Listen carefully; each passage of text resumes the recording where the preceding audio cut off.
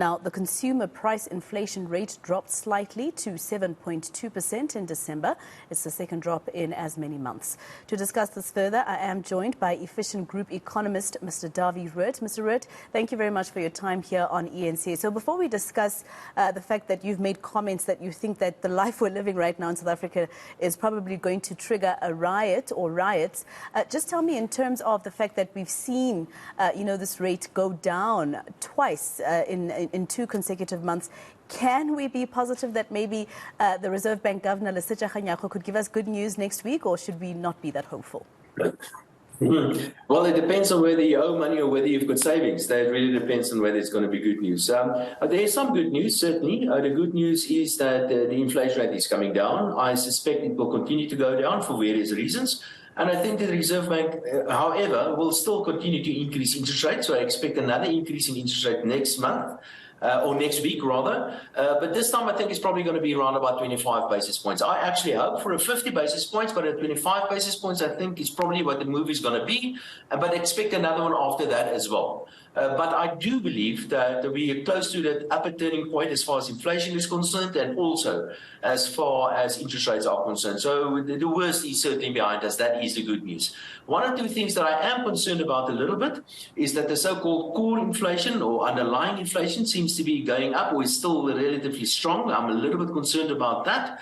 And I'm also concerned about the fact that the average inflation rate last year was 6.9%, well above the Reserve Bank's target. And that's got some implication as far as inflation expectations are concerned. So the Reserve Bank certainly is winning the fight, but there's a little bit of uphill still ahead of us. Yeah, you see, when you say there's a little bit of uphill, and then there's also load shedding and other issues that we face as a country, and then you say that this is going to probably cause an uprising, maybe South Africans feel as though they don't have a choice. They feel as though they have a government that doesn't care about, their livelihoods. Yeah, let me just clarify that. I did not say that we're going to have an uprising, but what I did say is that the socio-economic situation in South Africa is certainly not a good one at the moment. We have very high levels of unemployment and poverty. We have, as we know, and we have also rising food prices, rising electricity prices, all that sort of thing. Prices are going up. And now we have a lack of electricity and weak economic growth, and I'm afraid that will actually contribute to even higher levels of unemployment and poverty. And this is a toxic mix, and I am very concerned about that. And on top of all of this, we've got an election next year sometime. You've just had an interview with Kusatu, and we all know what's going on in politics. The whole socio-economic situation in South Africa is a toxic mixture of all sort of things. And I am indeed concerned about the possibility of uprisings and what we saw a year and a half or so ago in South Africa. That is, without a doubt, a reality. And my call is for all leaders, political leaders, and labor leaders, and religious leaders, social community leaders, all of us to be aware of the tension in the society, and not to be careful on the things that they say, and careful on the promises. If you're a politician, be careful on the promises that you're going to make, because South Africa is a very difficult place, and it's not going to be easy to deliver on all those promises that you're probably going to make in order to try to attract the votes in South Africa. So let's all be aware that South Africa is a place where people are really suffering.